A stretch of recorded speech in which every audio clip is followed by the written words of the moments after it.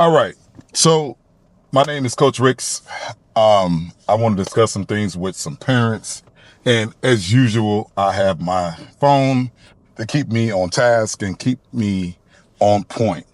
All right. So the first thing I want to cover, if your kid is popping up and stepping out in games on breaking balls, two of the most common flaws is they're not comfortable. I'm gonna say that again. They're not comfortable and they don't have the rhythm of the pitcher. Okay. This happens. This happens a lot. If you watch, if you've been watching even college level, if you've been watching college baseball, a lot of the either D1 players are not attacking the breaking balls in their swing at all. Now, a lot of things could be afforded to that, and meaning they haven't had time in between tournaments, in between games. Now that's the NCAA. Now let's talk about your player. Your player not having the time at between 10 and 16 to understand the flaws in their swing when it comes to the breaking ball. Okay. And wherever they train, they're not getting it. It's not flexible, and they just training on one approach, which is the strike approach. All right. Two mechanical fixes. Two mechanical fixes. And you can do this 10 minutes each, all right? 10 minutes each. Neither one works unless the kid actually buys into the parent or the trainer who's teaching. And I say teaching, not directing, because when I give lessons, I'm teaching, because hitting is 90% neck up, okay? And that's the most important part that's the most important part I can give to a parent, not to skip. That your player, your kid, your daughter, your son, they have to buy in, okay? Now, for 8U and 14U parents specifically, two flaws show up. And you know this, right? You know this. I'm sticking with my notes because I want to make sure I'm clear about what I'm saying. Show up at this age. The easiest way to correct this is before it becomes a permanent habit. I'm going to say that again. 8U to 14U, if you're not correcting the flaws early, it's going to be permanent, and it's going to be hard for that young player to adapt, because baseball and softball season is getting longer and longer now. Longer. College baseball, when they return for D1, when they return to school, August, they back hitting reps all the way through January, all the way through January up until it's time for showtime. It's a never, if a kid thinks that they gonna put down the bat because football season has started, because basketball season has started, they're in the wrong sport. It takes so many at-bats, so many swings to get your eyes back and your mechanics back when you set yourself behind because, it's football season. The bat hasn't been picked up for 3 months, 2 months. Then they want to go try out. Then they want to go show up. You're behind the power curve. Okay. I see both of these every single week at our facility, where we have kids that haven't swung all week, but have a game on Saturday. They come in Friday and they expect their swing to be correct on Saturday. There's no way. It's not happening. It doesn't work like that, because your mind, the kid's mind, the player's mind has not process that I have a game coming up. I need to get my body, my nutrition, all these things right before I go out there in the sun. If you've been flipping all week and trampoline parks and drinking a whole bunch of sugar all week, and then you're going to have to go out there right now in June, and summer haven't even hit yet. It's already 90 some degrees here in Kentucky. You're going to perform? It's not going to happen. Okay. The next thing, mechanics. Pop-ups are always one thing. Pop-ups are always one thing. If the barrel is going down, the ball is not matching the plane. The pitch plane. We're talking about the pitch plane, okay? A downward pitch angle, chop barrel. The barrel stays above the hands as long as possible through the zone. That's the fix. Now, a lot of people teach this.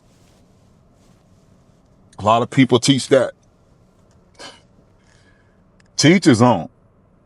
But I know how Ted Williams swung and how Tony Gwynn swing.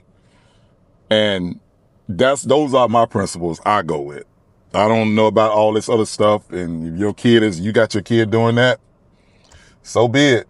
But once they reach college, if you see this in college, this rearward stuff in college, let me know. Send me a DM.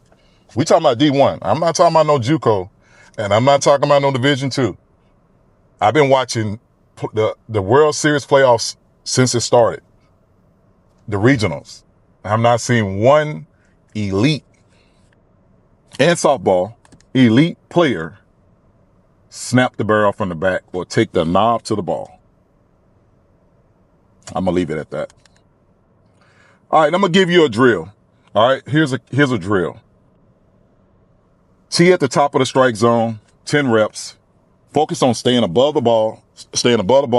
Keep your hands above the ball. All right.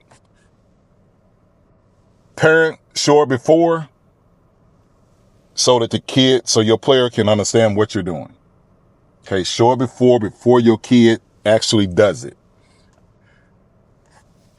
If your kid is continually popping up and they've been in a cage, that's a mechanical flaw. And I'm going to say this direct to parents. If you don't think your kid has to work more than the next kid on that team, you're mistakenly fooling yourself. Because someone in Japan, someone in Dominican Republic, someone in Puerto Rico, someone in China, someone in Africa, putting in the work. And in Africa, they swing them with a stick.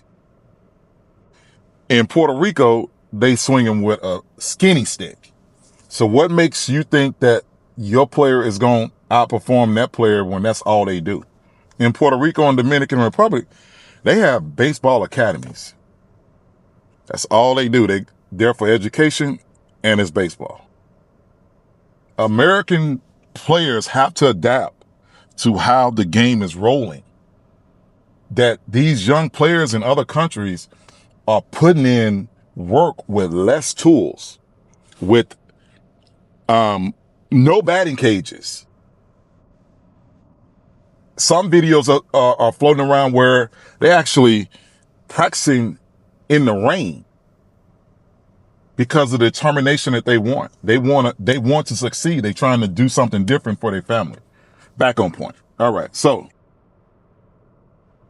one more drill that will help you is if the points are stepping out is a floating drill. It's pretty much where the player lifts up slowly and slowly lets their left leg out or their right leg out, whichever one, left or righty.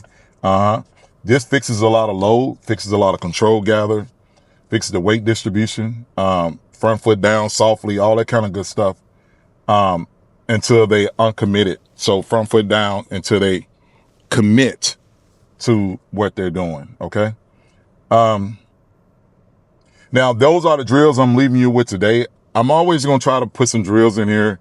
I know a lot of trainers or a lot of channels show a lot of things, a lot of drills and all this stuff for the kid. I do the same thing, but I want to talk directly to the parent, because sometimes a parent can see what a trainer is doing with a lesson and think they can do the same thing.